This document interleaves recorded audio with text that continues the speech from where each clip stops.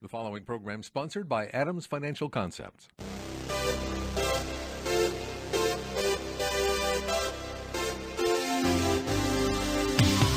About money, a different approach to investing you won't hear anywhere else. Your host, Mike Adams, is a registered investment advisor and works with investment portfolios exceeding over $100,000 in net worth, and has a proven track record of managing long-term investments surpassing the markets in the long term. The information shared on the following program is for educational purposes only, and any investment advice given may not be suitable for all investors. And now, here's Mike. It's about money time. We're going to be talking about money today. We've got a lot of things to cover today. Got some interesting things to share. We've got an interesting interview coming up with an important little company that you want to hear about. You know, back in the time of the Wild Wild West, you used to have train robberies. And if it wouldn't have been for those train robberies, I'm not sure that we would have ever had computers. It's a time that we're going to get to later in the program. So don't go away. We've got a lot to cover today. But I want to start with an article that appeared in the Barron's this last week. Warren Buffett predicted that the Dow would reach 1 million. Today it stands at 22,000. He predicted that it's going to reach 1 million. Now, since 2009, I've been predicting that the Dow would reach 100,000. But, you know, Warren Buffett has bigger eyes than I do, bigger thoughts than I do. He's saying Dow 1 million. And he's saying it's going to reach 1 million by 2117. So just 100 years from now, the Dow should be at 1 million. And that's only an annual increase of 3.87% per year, compounded. It's not that big an increase. If you look back from 1900 until the current day, the Dow's increased about 5.5%, 5.3%, somewhere between 5.3 and 5.5. I calculated the numbers and then forgot to bring the numbers today, but, you know, we're somewhere in that range, 5.3 to 5.5%. But the Dow doesn't go up consistently 5% per year. Some years it goes up 10 or 20 or 30%, and some years it goes down 10 or 15%. So if you're looking at the total average over a long period of time, it's been a little under 6%. That's the Dow. If you go back and look at historical records, if you look at the equity kind of things that existed in France and England and in Europe, going back 400 or 500 years ago, you'll find that the average increase was around 5 to 6%. So it's been traditional at that. The stock market, however, didn't come into being, as we know the stock market, until 150 or so years ago. So what we're seeing today is something that is very different from what existed a long time ago, and yet the actual growth is not all that different. So what does it mean that the Dow is going to be at 1 million or 100,000? And why is that important? Well, I believe that history doesn't repeat, but that it rhymes. And we're going to talk about what happened to the Dow. But as I was putting the program together, I began to look at some of the stories because I read an article recently that said 1 out of 3 Americans has not recovered from the Great Recession. Think about that. 1 out of 3 Americans has not recovered from the Great Recession. And I looked up some of the stories of the people who were hurt in the Great Depression, some who were in their 30s who have time to recover, some in their 50s who are very close to maybe never recovering, and some who are retired who will never recover from that. And at the same time, Bill Gross came out and said that the market is going to only go up from here on about 5%.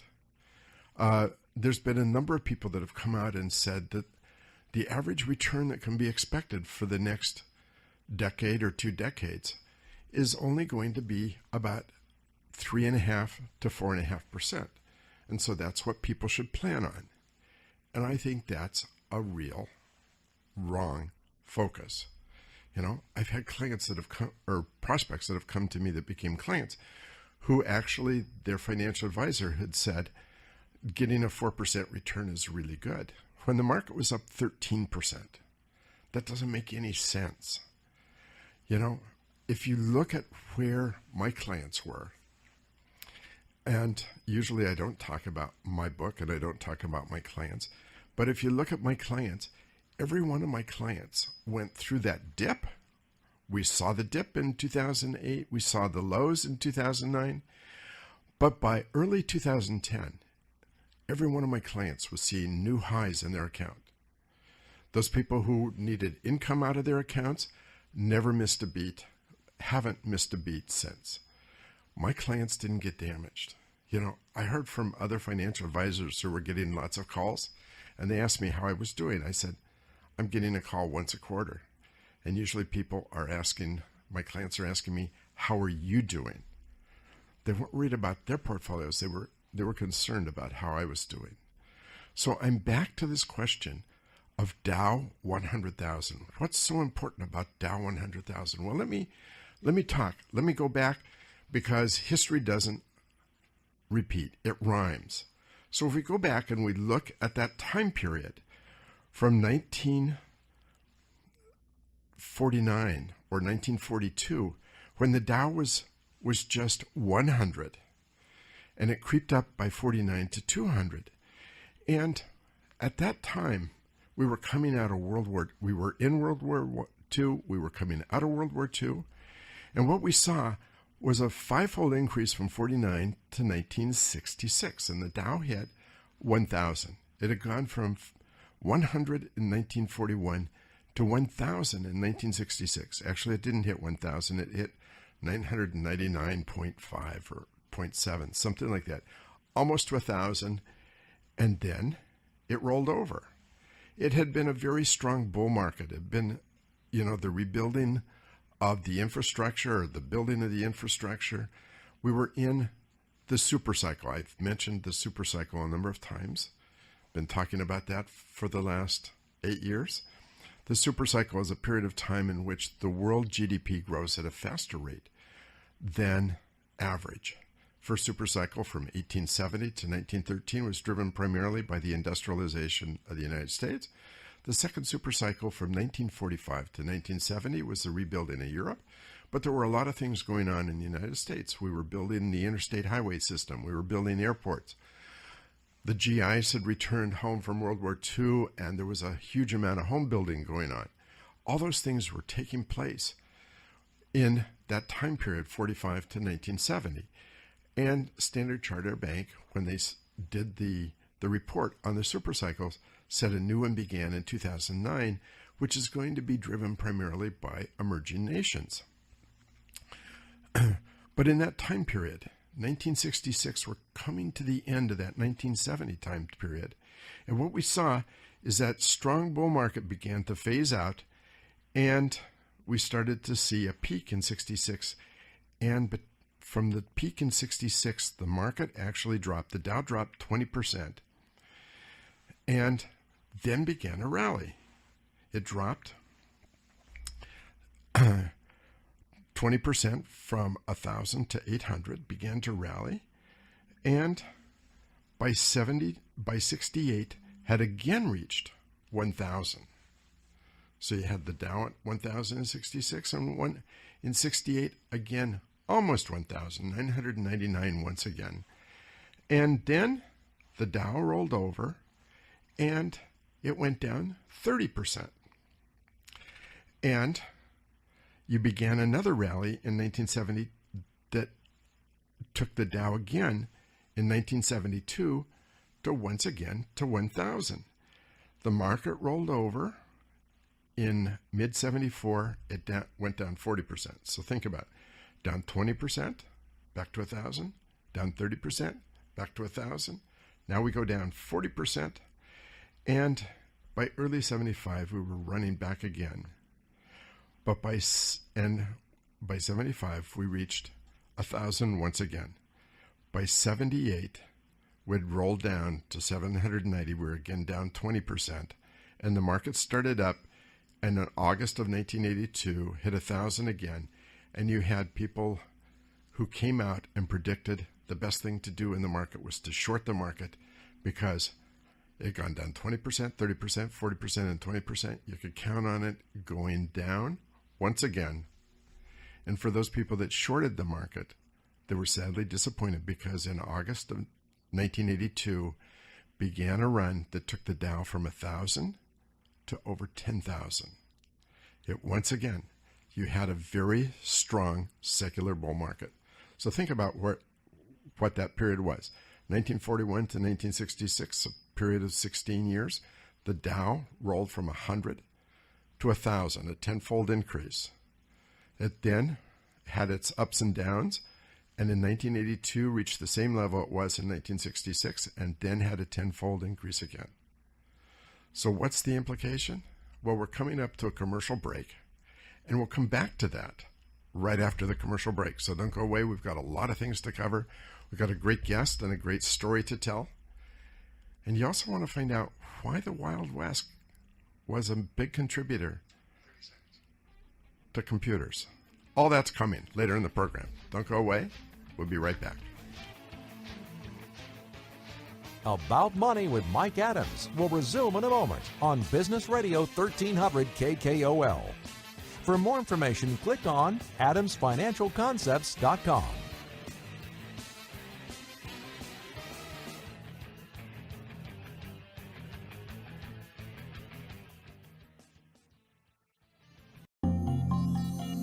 Did you know the 20-year annualized S&P return was 8.19%, while the 20-year annualized return for the average equity mutual fund investor was just 4.67%? That's a gap of 3.52%. It doesn't sound like much now, but it could mean the difference between retiring in comfort and running out of money. For some seniors, a gap that large could cost them hundreds of thousands of dollars and cut their retirement short.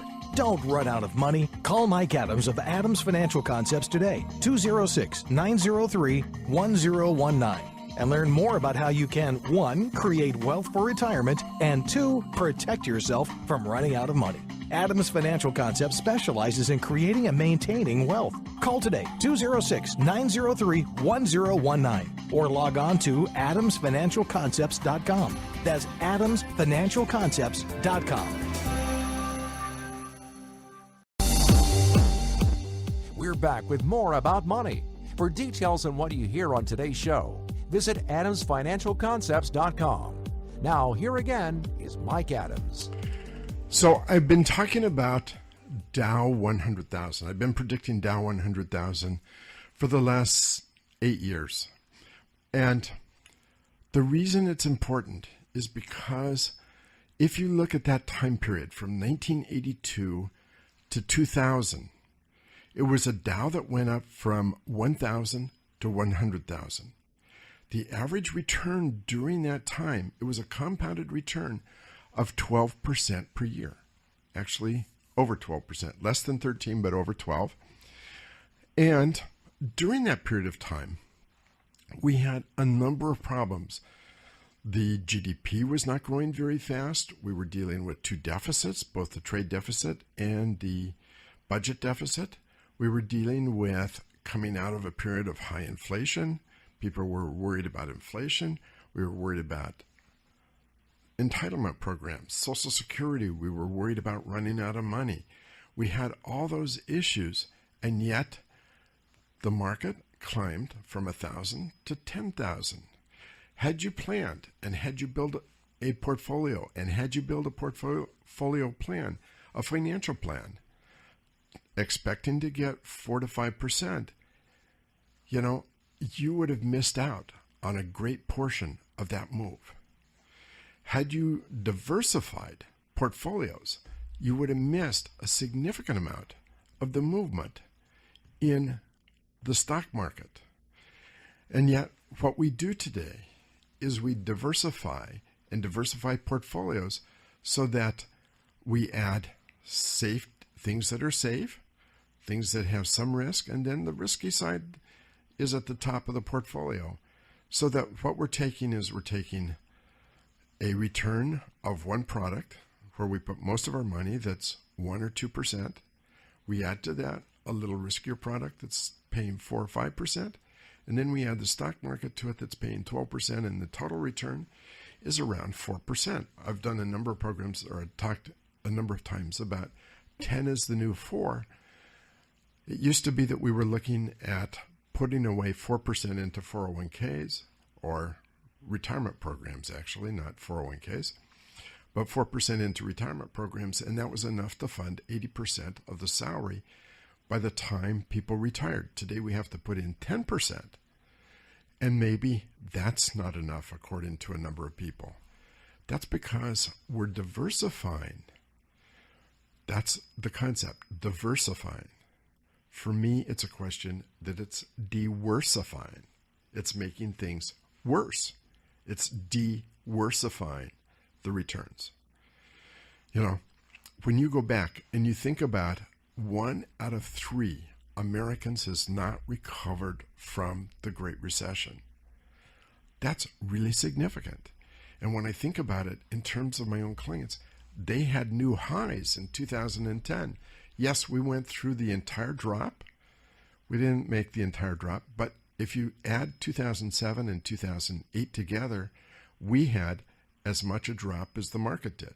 2007 for my clients was a worse year than the market. You know, in 2006, I became convinced that we were going to go through a credit crunch. Never thought that we were going to go through a crisis. And so I prepared a lot of portfolios to withstand a credit crunch.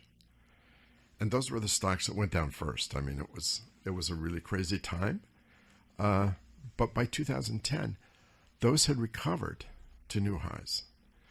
You know, when I think 1 out of 3, and many of those people had financial plans, many had money set aside.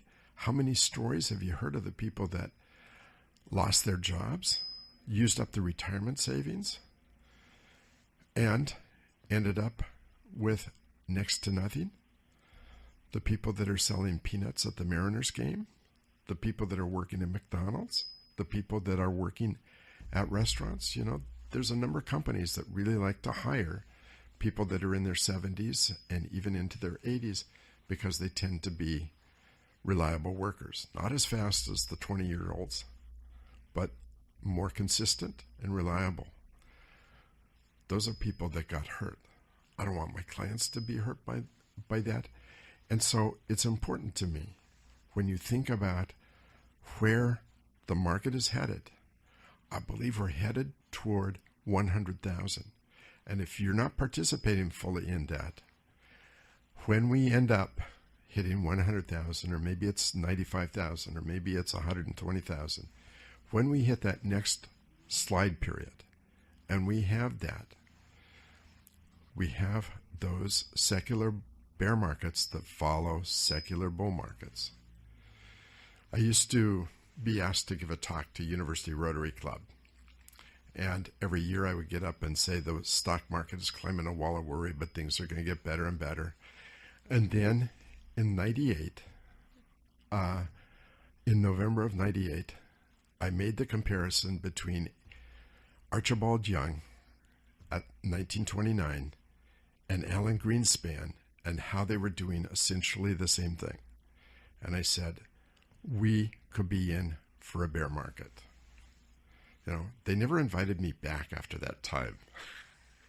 My message was, unlike the previous years when it was always a pretty optimistic message, my message in November of '98, was pretty pessimistic. But I did get to was invited back to the club a couple years later, and I did mention that secular bear markets last about half as long as bull markets do. So if a secular bull market lasts for 16 or 18 or 20 years, a secular bear market will last about half that long. We went through that period of time, 1982 to 2000, 18 years, and what followed was the bear market from 2000 to 2008, 2009, beginning of 2009. You know, it's a rule of thumb, and yet it seems to hold up. I believe that history doesn't repeat, but that it rhymes. And that pattern has been a fairly consistent pattern. And as soon as patterns become consistent, they change. But that we'll have to see the next bear market that's coming. That wraps it up of this section. I want to introduce my guest, Hillary Laney from Avia. Welcome to the program, Hillary. Hi, thank you. I'm excited to be here. Great. So why don't we start with your background? Sure. My background really is in the service industry. I've always played in the services space. And when coming out of college, I actually got into the nonprofit world. I worked at Seattle Cancer Care Alliance. I grew up here in the Seattle region, and getting into philanthropy and helping to save the world really was something that I was passionate about. I'm motivated through helping others. And that's kind of where I started my first real job. Before that, like I said, I was in the restaurant industry to get myself through college, things like that. But people has always kind of been the focus. And pretty early on, I realized that the impact I wanted to make wasn't necessarily going to be achieved working in the billing department at Seattle Cancer Care Alliance as much as I wanted it to. Right around the time that I was trying to figure out what my next step was going to be, my dad's business that he had started back in '93 when I was about 13 years old, a tech company, was starting, the business model was shifting a little bit. And where he used to work with his business partner in the office, just the two of them, it was shifting to a model where they were needing to be at events and interacting more with their partners and needing more support, really, and organization. And so he reached out to me and said, do you want to give this a try? And we shook hands on a 6-month trial period. And here I am almost 14 years later, still working for the company and about to take it over. So let's talk about the company. It changed its name. It did. And it changed to Avia. Yes, Avia. And that actually just happened about a year ago. So it really was just, Tri Digital was the original name, and it was because it was 3 guys literally in a basement who started this company. So, we're in the digital space, hence Tri Digital. It made sense. And it was, it established a really great reputation. One of our primary customers is Microsoft. We've been working with them for over 20 years.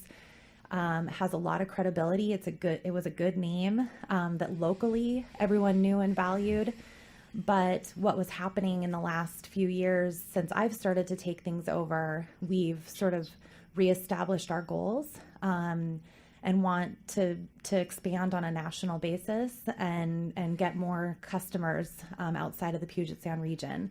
We felt to do that, we needed to kind of do a refresh and give it a little bit more of an up-to-date name, especially being in the tech industry. So hence Avia, which means to travel through to another destination electronically, which is essentially what we do for our customers. So we're going to get to that. Okay. Very shortly. So give us a quick overview of the company before commercial break, and then we'll... Sure. Yeah. So what we do is we work with businesses. We're a B2B company, and we work with businesses, big and small, to help them reach their audiences through video. And that can be live streaming, or it can be recording, video production or content capture. But primarily it's, events that companies host that we come and help, extend that conversation beyond the walls of the venue. And help them develop that digital strategy and how to get that information to that virtual audience.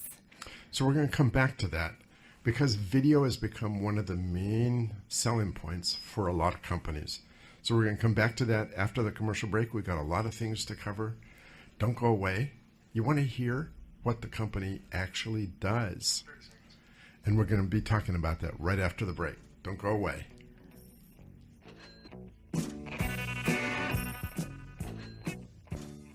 More About Money coming up with Mike Adams on Business Radio 1300 KKOL. For more information, click on adamsfinancialconcepts.com. Get away. Get a good job with a pen, you're okay. Creating and maintaining wealth has been the specialty of Adams Financial Concepts for over 20 years. Every portfolio managed by Adams Financial Concepts is customized to fit each particular client's objectives and risk tolerance.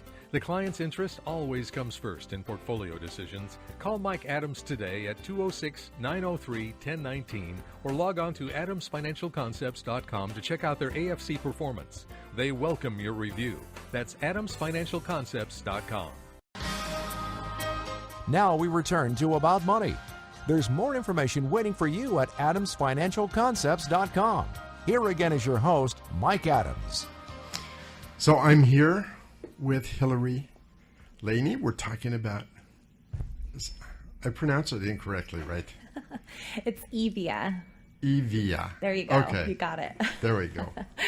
So let's talk about Evia and what specifically do you do? So we help businesses reach their audience through video, and in more cases than not, it is in an event environment. So companies big and small, also nonprofit organizations, which is another part of our business that we're developing and trying to do more of. They need to reach their audience, so they host events. Oftentimes, whether it's an internal company meeting, and they have information to deliver to, their employees. For example, or Starbucks, they have their shareholders meeting that we come in and capture and do a live stream internally. And then there's events that are really large that, they try to reach as wide of an audience as possible, right? And when you're dealing with the event space, we all know physical venues have their limitations, whether it's a conference room or a hotel or a big conference center. You can only grow that so large and have so many people attend. And so what we do is help these businesses without having to take that next leap and more of an investment to go to a larger size venue, more catering, more travel, all the things that go along with that. We now are creating ways that they can reach the same audience, but virtually, so people don't necessarily have to travel to the event. So let's talk about how you measure and know how you're actually reaching that audience. Yeah, so most of that has to do with all of the virtual tools that either we've developed or we lean on that other, there's other products out there. For example, Facebook, right? It's a really straightforward one that I think most people can digest easily. It makes the most sense. You go to a Facebook page and you can be watching a video on there and you have the ability to interact. You can like the experience, you can leave comments. Facebook's actually done a really great job of making it possible for the end user to engage with whatever content is being presented. And a lot of times our customers will, depending on what their goals are, the strategy piece is really important. That's the most vital part of what we do. So it's what we start with in the process. Okay, let's start with the strategy piece. Sure. So a customer is looking, they know either they realize that live streaming is the new hot thing, and how do I incorporate that into my event experience, right? Or they really do have a challenge where their venue's too small and they, rather than getting a larger space, they want to reach more people. How do they do that? So we sit down with them and have that strategic conversation right up front and ask them very pointed questions to say, who is your audience? How are you trying to reach them? What are your goals of the event in the first place? And from there, we can help them make decisions about where that content is going to live, how they're going to message, get that message out to the audience. So for example, if it's We did Minecon about a year ago now, and we had something like 6 million users who logged in all around the world to view this conference. We partnered with Microsoft on this event. So when you say Minecon, define Minecon Yeah, to begin so with. that's a great point. I'm sure a lot of your users, maybe from their kids or even themselves, have heard of Minecraft, the video game. So this is a conference that they put on last year, and their main objective was to get more engagement. They wanted more kids, and that's who the attendees were children, to this huge event down in Anaheim in California. And they wanted people to engage with the product and learn the game. So when you say children, I think of anywhere from 2 years to 18. Sure. Maybe some 40-year-olds too, but I mean, Yeah. Definitely they were there as well. The audience was primarily kind of that, maybe 9 to 14, 15 years old. That's really, in fact, my son who's 12, a lot of his friends, they all play the game. And it actually, leading up to the event, it was all about the promotion. So we worked with them on, where's this audience? They had there's a huge user population in China. So we had to find ways to reach that Chinese audience and stream to them. So we brought the conference that happened down in Anaheim, all the excitement, all the activity that was going on there, and developed a creative way of streaming that out to all these end users. And the primary channel was YouTube, was where a lot of people accessed it from. But regardless if it's that, or there's also the smallest instance where, maybe we worked with the Komen organization it was almost a year ago now as well. And they had an in-person training in a little conference center, and they wanted to make sure that they were getting that information out through the right channels and reaching the right audience. So we helped them.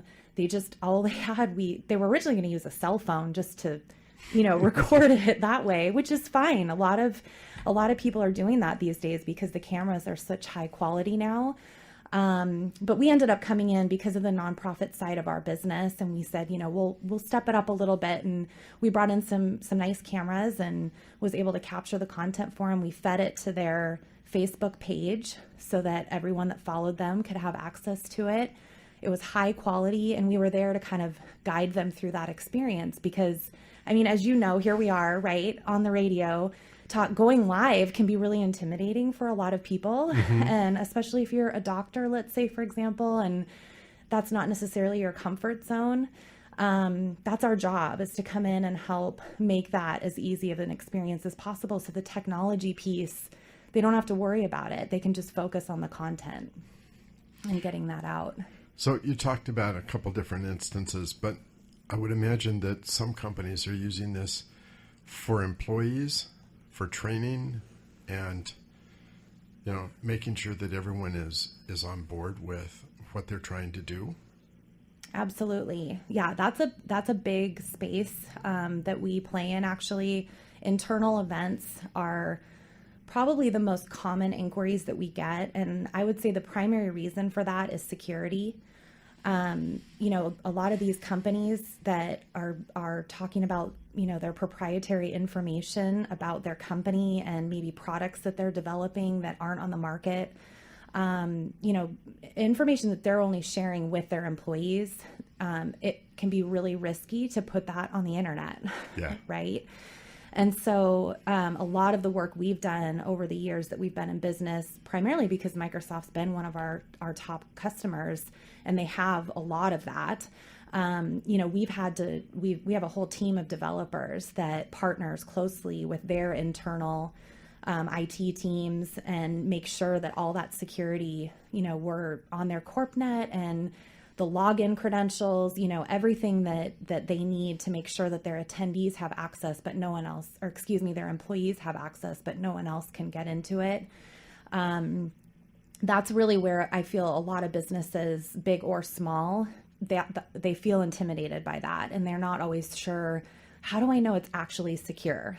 Yeah. How do I know that it's truly not going to be, hacked into or anything like that? And so we take on that responsibility.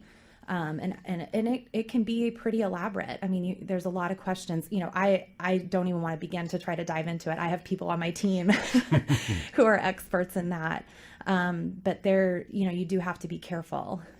And especially in these days, when you read about the Equifaxes and the Targets and the other companies which have been hacked into, the Yahoos and whatever. Absolutely. And information's been taken and stolen when you have a company that has a new product that they have to train the people for before you actually announce it.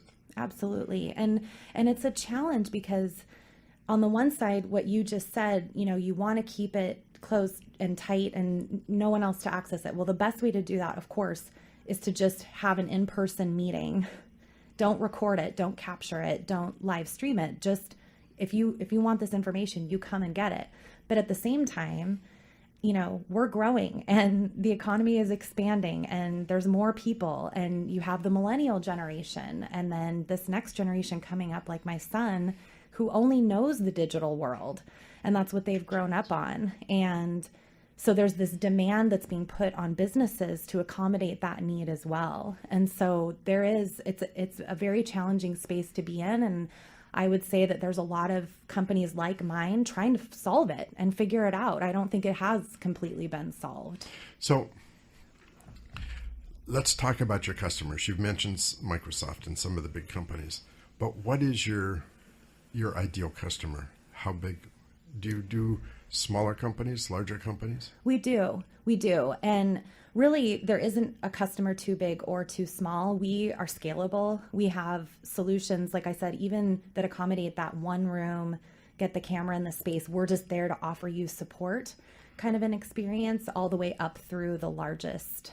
So how would somebody contact you? The easiest thing would probably be just to go to our website. So it's Evia, EVIA.events, EVENTS. And, through there, we've got all kinds of links to be able to inquire. And a lot about the projects you have done. Absolutely. Yep. We've got all our team information, our customers, examples of the work we do. It's all there. Yeah. And we're just in Redmond. So close by. Yeah, we're close. It's an incredible story and an incredible work that you do. And video is the new marketing strategy. Don't go away. We've got more to cover right after this commercial break. Thanks, Hillary. Stay tuned. About Money returns in a moment with Mike Adams here on Business Radio 1300 KKOL. For more information, click on adamsfinancialconcepts.com.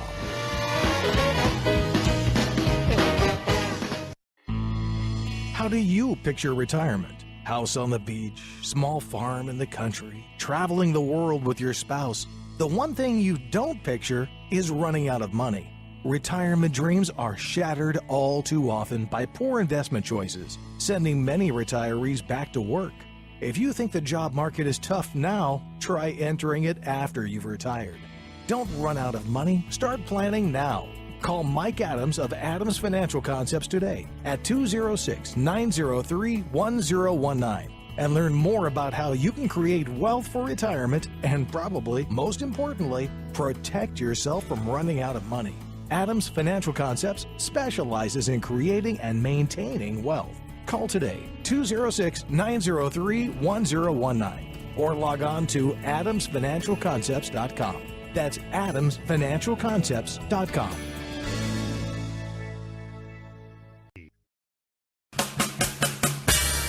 About Money continues. Remember the website adamsfinancialconcepts.com. Here's Mike. So, what did the Wild Wild West have to do with computers?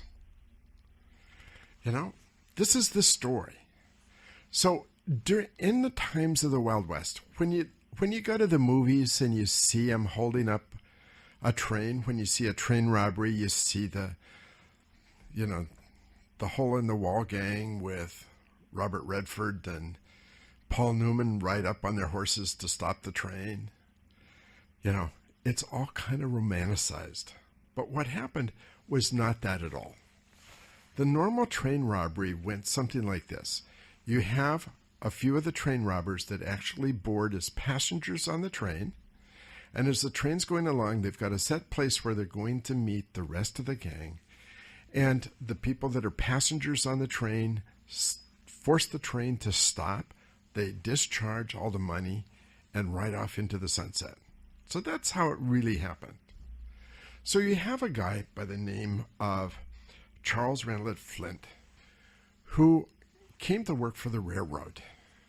And he said, what needs to happen is to identify people who get on the train, and he decided to do that using punch cards with a description of each of the people who came on the train, what color of eye, how tall they were, their name, their weight, characteristics about the people.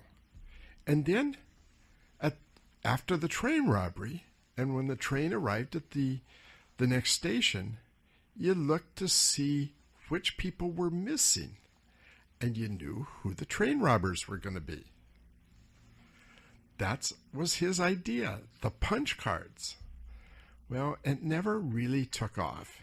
You know, they had other ideas on how to stop train robberies. But he went on to work from the railroad. He went to work for the Census Bureau and taking the census in 1880 and, you know, tabulating all that information. Well, you're tabulating a lot of information.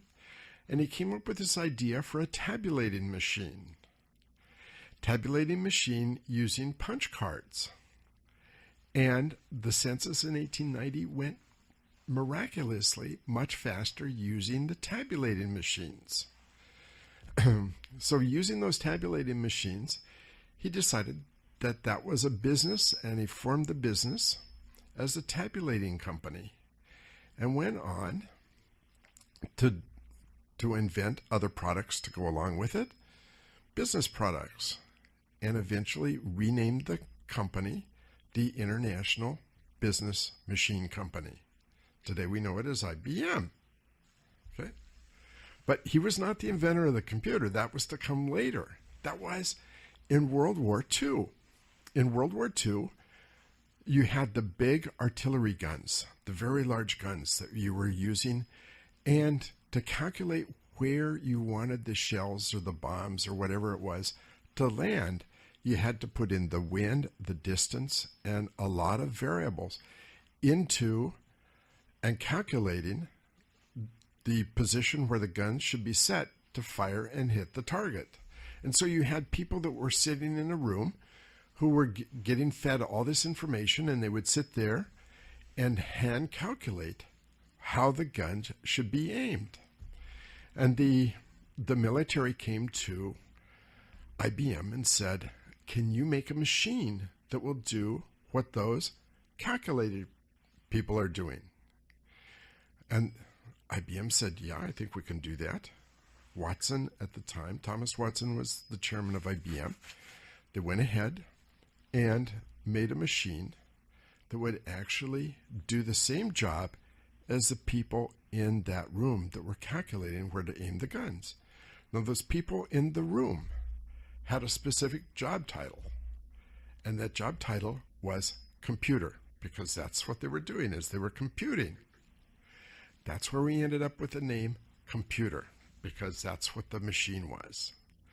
And as the World War II came to an end, Watson was to testify before Congress several times, and they asked him, because the machines cost a lot of money, how many he thought would ever be made.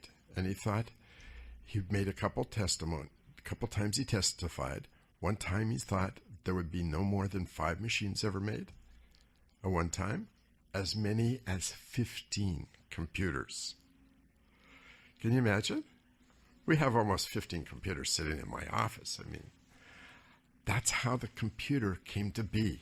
Had it not been for the train robberies in the Wild Wild West, there probably wouldn't have been the punch cards. And without the punch cards, we wouldn't have had the early IBM machines, which we didn't type the information in. We fed punch cards. And I can remember those times because if you got one punch card wrong, your programs didn't run. And all those programs were built in machine language, a bunch of ones and zeros. That's how we ended up today with cell phones that have the power that those IBM computers had in the 1960s or 70s. Today, in the cell phones we have something like 25 times the computing power that we had in all the computers in the world in the year 2000. The amount of computing that goes into these phones is enormous. I can remember getting my first calculator. It was really exciting. I came up in a time when calculations were done with a slide rule. Now, a lot of people don't know what slide rules are. A lot of people don't remember what typewriters were. They're ancient instruments. But I can remember the first calculator. It was really exciting. It was about 6 inches long and 4 inches wide and 2 inches deep. And it added, subtracted, multiplied, and divided. There was no memory. It was just add, subtract, multiply, and divide. And it cost about the same as a cell phone costs today. When you think about the changes that have gone on in that period of time and what's going on, that's happening in the world today.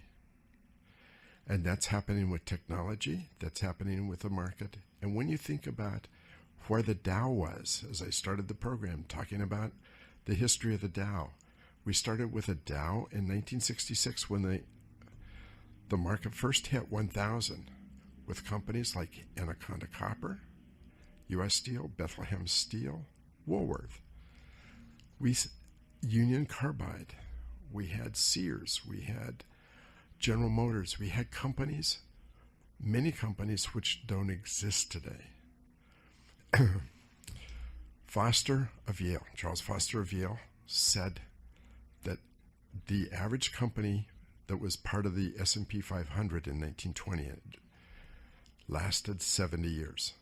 Today, that's less than 20 years. Within a few years, it'll be less than 15 years. That's the kind of market that we're living in. And I do believe that it is the kind of market that's going to get us to 100,000. Maybe not as optimistic as Warren Buffett, 1 million, although I think that number will also come in the next 100 years. But for now, I think 100,000 is very possible. And at 22,000 plus, it looks a lot more possible than it did when I first talked about it at 6,600. We're coming to an end. Have a very good weekend and a very good week. And next week, we'll be back to talk more about money. Take care.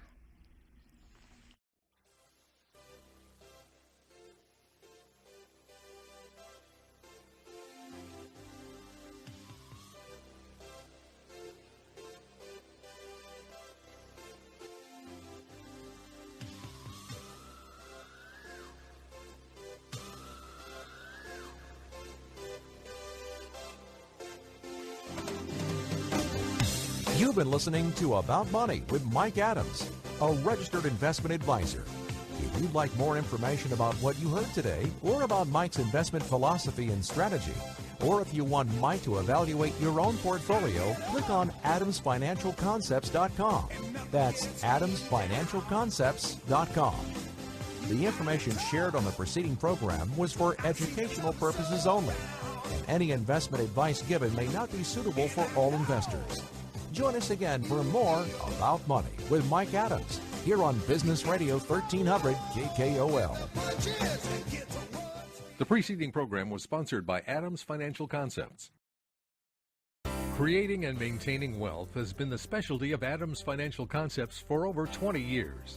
Every portfolio managed by Adams Financial Concepts is customized to fit each particular client's objectives and risk tolerance. The client's interest always comes first in portfolio decisions. Call Mike Adams today at 206-903-1019 or log on to adamsfinancialconcepts.com to check out their AFC performance. They welcome your review. That's Adams Financial.